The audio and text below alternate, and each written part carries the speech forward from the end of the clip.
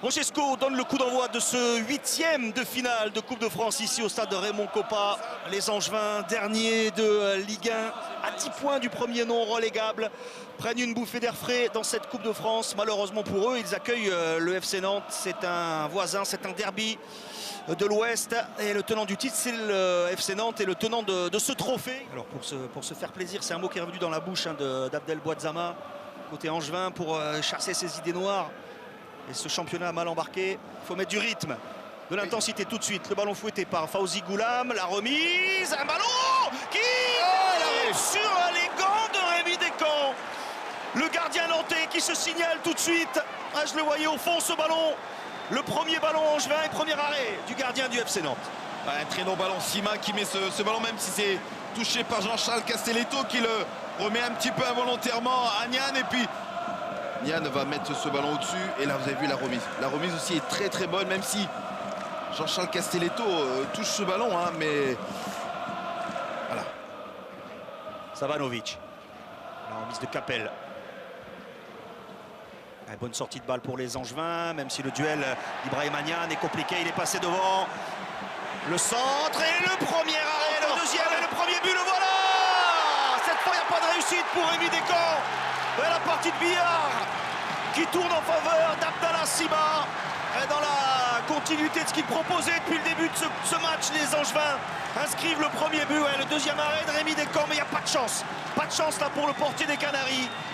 Ce ballon revient dans les pieds de Sima, prêté par Brighton, le Sénégalais, 1-0 pour Angesco. Ouais, c'est un ballon, mais vous voyez le duel entre Castelletto et Nian. Nian va lui passer devant. Castelletto aurait pu commettre cette faute. Il y a l'arrêt de Rémi Descamps. Et puis derrière, je crois que c'est Blazic hein, qui vient toucher ce ballon et qui le remet dans la course. Alors oui, Siam aurait pu le laisser aller au fond. Ça aurait fait un CSC, mais vous connaissez les buteurs. Même si c'est à 2 mètres de la ligne, il va mettre le ballon au fond. Et pourtant, Rémi Descamps est encore sur la trajectoire. Oui, l'arrêt. Ça, c'est un signe, Eric. Et un petit coup au moral pour les Nantais quand même. Oui. En concédant ce but, après 6 minutes, nouvelle accélération pour les Angevins. La frappe, juste à côté. Cette tentative de Baptista Mendy, formé à Nantes, le milieu de terrain d'Angesco, qui inquiète encore une fois Rémi Descamps. C'est parti et sur les chapeaux de roue pour Angesco, 8e de finale. Et c'est encore lui qui est venu gratter ce ballon, Baptista Mendy. C'est lui qui est à l'origine de la passe aussi, sur lequel il y a eu le duel entre Castelletto et Nian qui va amener le but angevin. Ils sont bousculés par l'agressivité des Angevins. La réaction des hommes d'Antoine Comboiré avec un ballon repoussé difficilement par Paul Bernardoni, dégagé par la défense d'Angesco. Qui Rivella tente sa chance. Oh, il y a une faute dans la surface. Non, Benoît Bastien indique que non avec un joueur nantais qui est au sol. C'est Ignatius Ganago. Alors on rappelle, il n'y a pas d'assistance vidéo hein, en Coupe de France. Non, il n'y a pas de faute. Coup franc de Mollet, quelques pas d'élan, il est travaillé, mais il n'est pas assez puissant pour inquiéter Paul Bernardoni. Arrêt assez facile pour le gardien.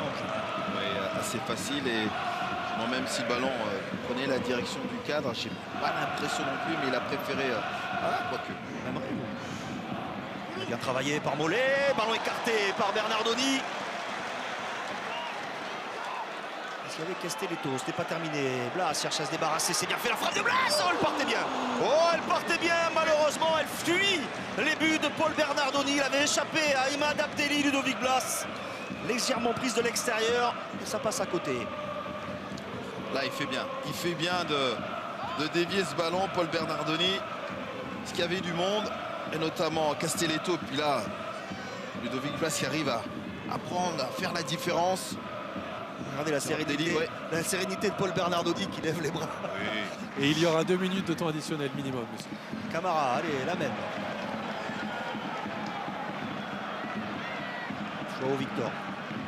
Sissoko. Ça, c'est pas simple, ça. C'est pas simple pour Castelletto. Avec Imanian qui frappe, c'est contré par Joao Victor. La défense nantaise joue avec le feu. Manque de communication entre Castelletto et Descamps. Finalement, c'est un nouveau corner.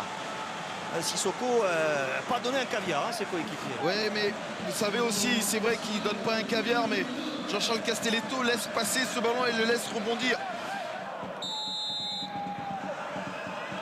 5 Nantais dans la surface angevine, c'est dévié. Il tente la reprise acrobatique et la parade de Bernardoni. Jean-Charles Castelletto, acrobatiquement, oblige Bernardoni à une superbe parade. Tout était bien réalisé là.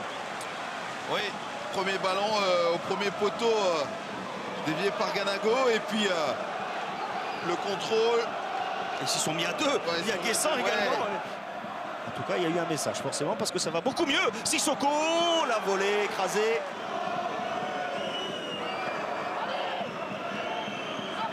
Cette fois, on le joue à deux entre Mollet et Ludovic Blas. Ouais, bien fait Blas, il échappe à Capel. Blas, l'angle fermé, il a tenté sa chance alors qu'en retrait, il y avait Joao Victor. Le ballon qui est repoussé par Bernardoni. Il a jailli d'une forêt de jambes ce ballon. Bernardoni le repousse et il y a un Angevin qui est resté au sol avec un carton pour Evan Guessant. Oui. Grosse semelle sur Sabanovic.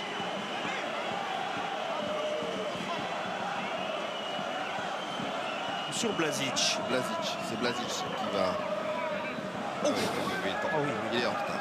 Très en retard, Nguessan. Joli contrôle plein axe d'Ousmane Camara. Ben Taleb. Avec Abdelli. Nian Abdelli.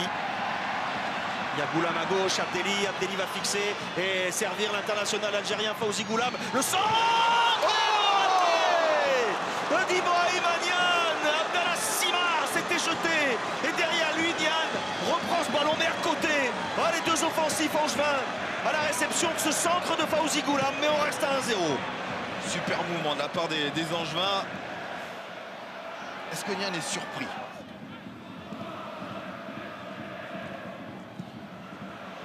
Buts en championnat l'Égyptien. Salama va vite, Salama, c'est repoussé par Descamps et Nian qui ne peut pas pousser ce ballon au fond des filets sur cette accélération d'Amin Salama. C'est allé très vite, très vite. Il y a la frappe.